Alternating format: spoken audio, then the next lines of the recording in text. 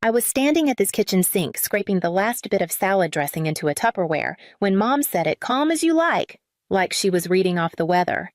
"We're out of oat milk again. Can you pick some up on your way home from work?" I didn't look up. I just pressed the lid down and asked, "Is this for you or for Lauren's hormones?" She didn't laugh. She never does when it's about Lauren. "It's for her tea," she said, folding the grocery list like it was a church bulletin. "She needs to relax before her flight." I paused. "What flight to Reykjavik? Didn't she tell you a beat? It's for her women's retreat." "Iceland. Cold air is good for resetting cortisol levels." The faucet kept running. My hands were wet. I turned around slowly. "She's going to Iceland." Mom blinked like I'd asked something odd. "Just a few days. Spa resort. It's all very holistic. She's been so stressed lately, Cassie." I stared at her. Iceland, spa, holistic, stressed. That was the word she used. Not irresponsible. Not unemployed for 19 months. Not the reason I've been covering the mortgage, the groceries, the phone plan, the utilities, and apparently now the oat milk for Icelandic hormonal balance. "How's she paying for it?"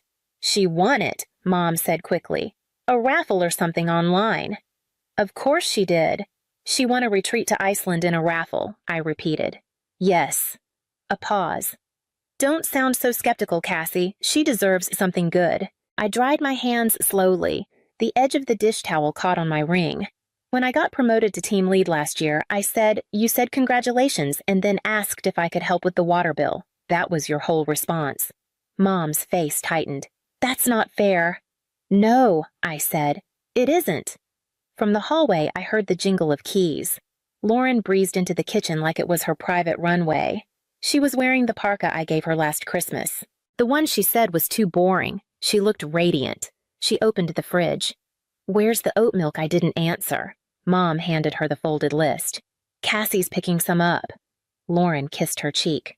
"Thanks, sis," she said without looking at me. Then she floated out the door just like that. I watched the door close behind her. The silence after felt heavier than before. "I thought she was broke," I said. "She needed the trip," Mom replied. "You don't understand how hard it's been for her staying home all day." I didn't argue. The sink was still running. I didn't turn it off. Because deep down, I knew something was off. Not just this trip, not just the oat milk. It had been off for a long time. I just didn't want to be the one to say it. Not yet. But that was about to change. The next day, I searched Retreat Iceland raffle just to see if it was a real thing. It wasn't.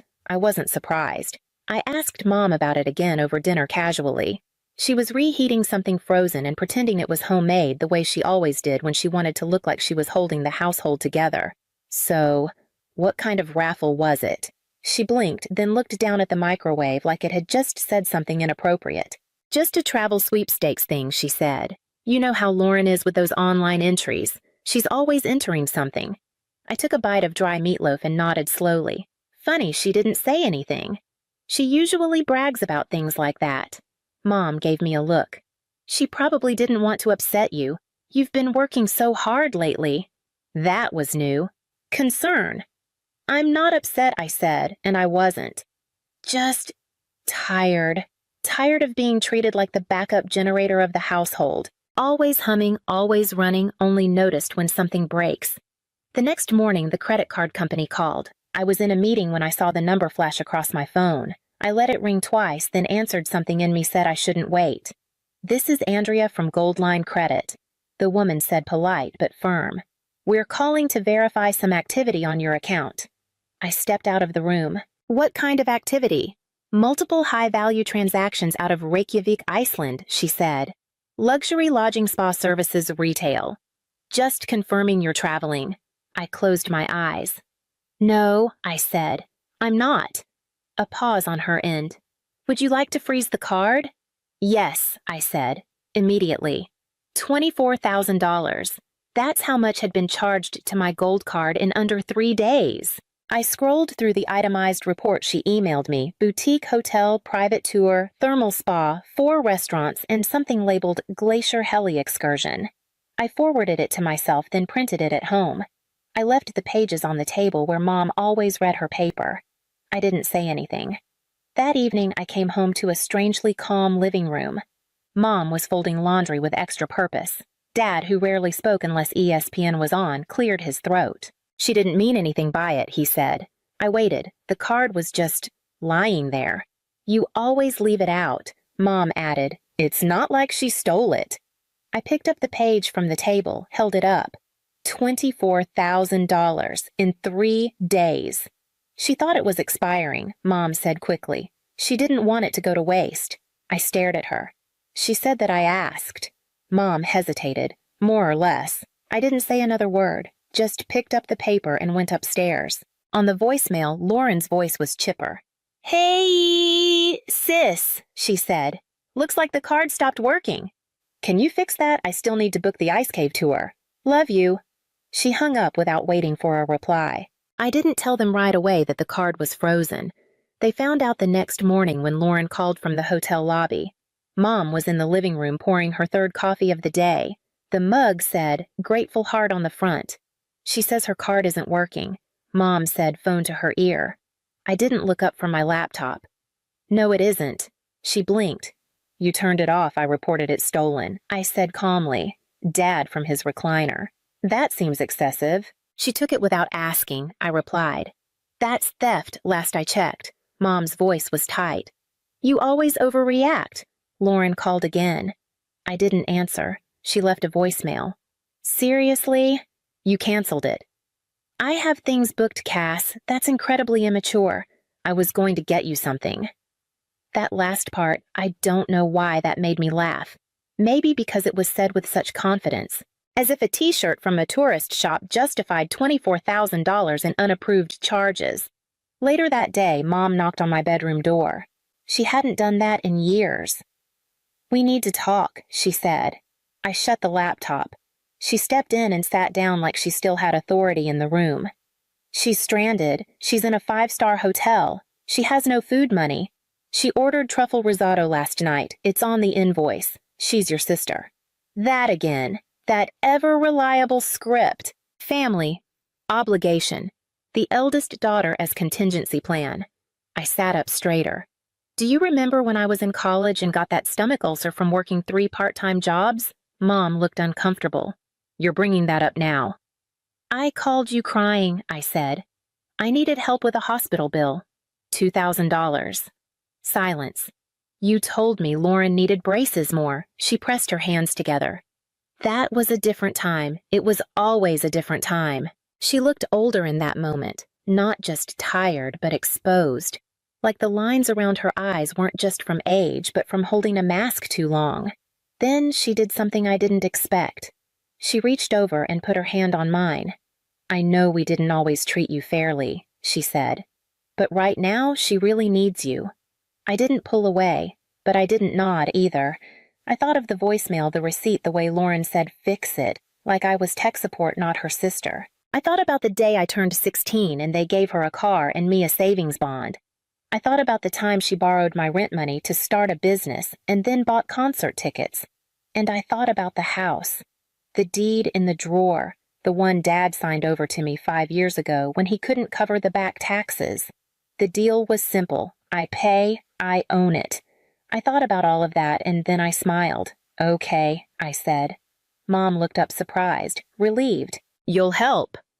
I stood and walked to the dresser, pulled open the top drawer and took out a different card. Black, clean, unused. This one's still active, I said, handing it to her. Book her whatever she needs. She took it like it was forgiveness, like the world was right again. I watched her leave the room, and then I picked up my phone and called someone I hadn't spoken to in a while. Grandma, I said, are you still looking for kitchen help at the cafe? The next few days were strangely quiet. Lauren's calls slowed down after the third voicemail. She'd moved from cheerful to annoyed to something that sounded like passive apology. She never said the word sorry, but there were enough sighs and drawn-out pauses to let me know she thought that counted.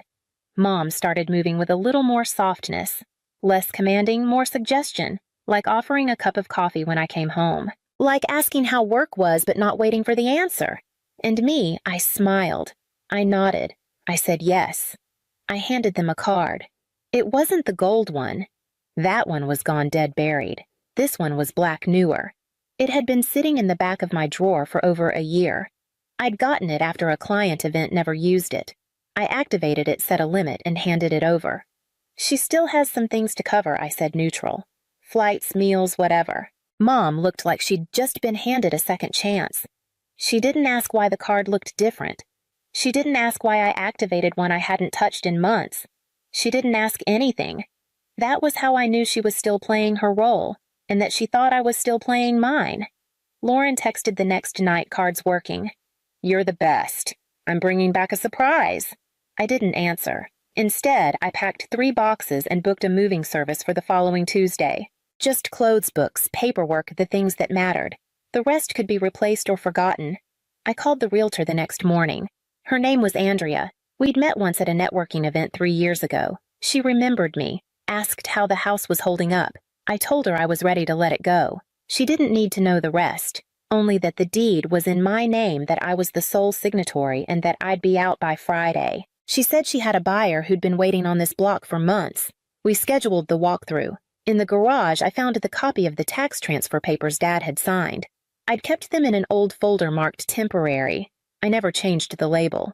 Upstairs, I removed the framed family photo from the hallway, the one from Christmas 7 years ago. I'd been cropped at the edge, barely a shoulder. It used to bother me. Now it made sense. I was never really in the picture, just close enough to cast a shadow. I didn't tell anyone I was leaving. Not yet. I left the key under a rock in the garden for the moving crew. Marked the boxes kitchen documents don't lose. Then I drove to Grandma's. She opened the door like she'd been expecting me. No questions, just a nod and a small smile that didn't quite reach her eyes. I have 3 rooms, she said, and no patience for nonsense. I smiled. Perfect. Inside, the house smelled like flour and tomatoes and old wood. The kitchen was loud clatter orders shouting in English and Spanish and something in between. Her cafe hadn't changed. Neither had her rules. You ready? She asked. Not yet, I said, but I will be. She wiped her hands on a towel and looked me in the eye. They'll show up. When they do, I'll handle it. I know, and I did. They came back on a Thursday, mid-afternoon. Sky half-cloud suitcase wheels dragging over the walkway like a warning. I was waiting. Not inside the house. On the porch swing. Lauren got out of the car, first, smiling like we were sisters who actually talked. You came to pick us up. I didn't answer. Dad grabbed the bags. Mom reached for her keys. She tried the lock. Then again. She looked at me confused. Did you change the door code? No, I said. I changed the lock. She blinked. Why, you don't live here anymore. She laughed that dry, clipped laugh she used when something made her uncomfortable.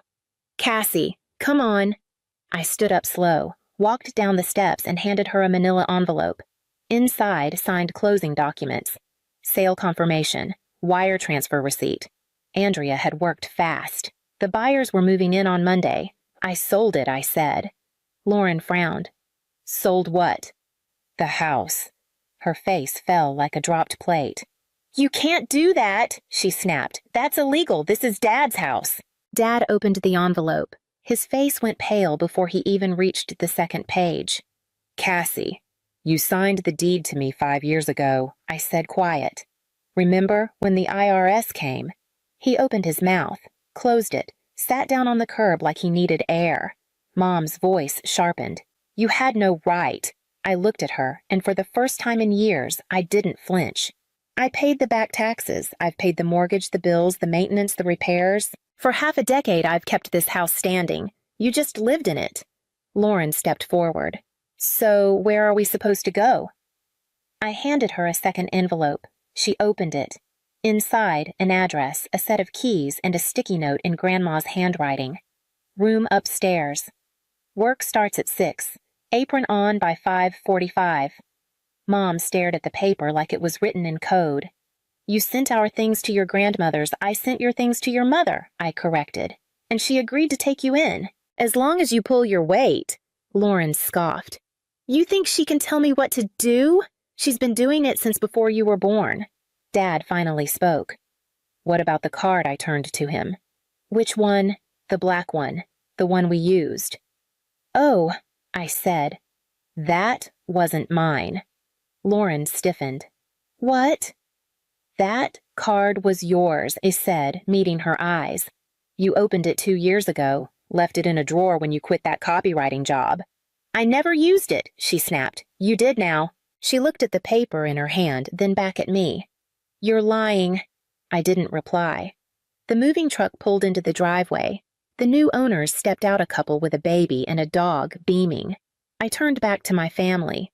You have 3 days to vacate Grandma's guest rooms. Mom's mouth opened, closed.